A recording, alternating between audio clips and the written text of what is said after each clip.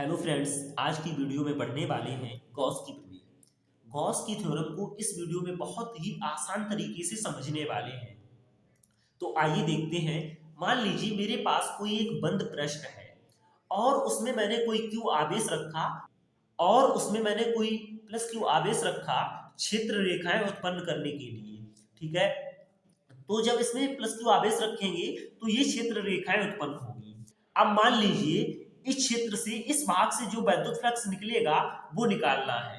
तो पहले देखेंगे गॉस की प्रमेय बोलती क्या है, होती क्या है। तो गॉस की प्रमेय की परिभाषा देखेंगे।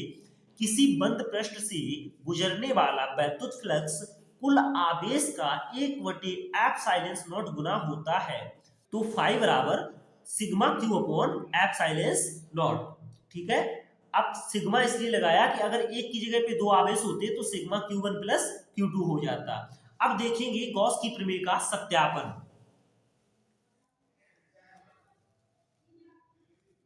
अब देखेंगे गॉस की प्रमेय का सत्यापन। मान लीजिए मेरे पास कोई एक बंद पृष्ठ है। ठीक है, मैंने इसमें Q आवेश रखा और जब Q आवेश रखा तो वैद्युत क्षेत्र की दिशा इस साइड हो जाएगी। अब इसमें क्षेत्र रेखाएं उत्पन्न हुई। ठीक है, ये दूरी R हो गई। ठीक है, ये कोई बिंदु आवेश है। ठीक है, ये कोई प्लस Q आवेश रखा है, यहाँ कोई बिंदु है। ठीक है, इसके बाद में मान लीजिए पहले हम इस क्षेत्र से गुजरने वाला फ्लक्स निकालेंगे। ठीक है, तो देखेंगे बंद पृष्ठ के क्षेत्रफल डीए से गुजरने वाला कुल फ्लक्स। अब ये बंद पृष्ठ है। ठीक है, और बंद इससे गुजरने वाला जो फ्लक्स होगा वो निकालेंगे। तो डी फाइव बराबर E into D A. Five बराबर होता है ई इंटू डी ए। अब इसमें डी ए इसलिए रखेंगे कि क्योंकि ये जो क्षेत्रफल है ये बहुत कम क्षेत्रफल है। ठीक है, तो फाइव बराबर हो गया ई इंटू डी ए। पूरे पृष्ठ से गुजरने वाला फ्लक्स निकालेंगे। तो फाइव बराबर ई इंटू डी ए। अब ये जो चिन्ह होता है ये समाकलन का चिन्ह होता है और इसमें फाई का निशान बनता है।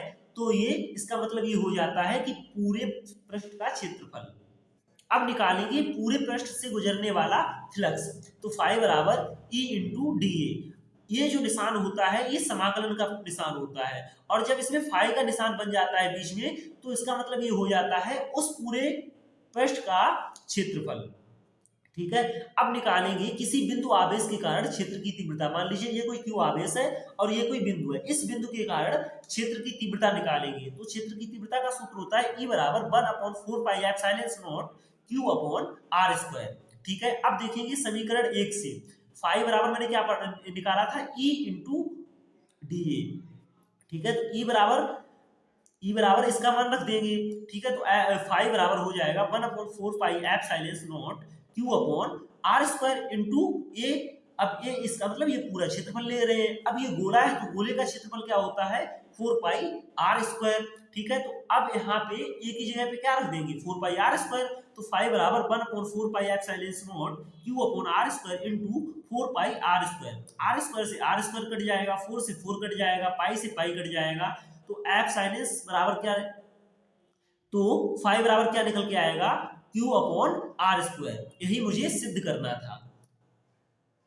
अब यहाँ पे जब डी फाइव बराबर ई इंटू डी ए लिखा था, यहाँ पे कॉस थीटा भी रख सकते थे, लेकिन यहाँ पे थीटा का वैल्यू क्या है वो 0 है।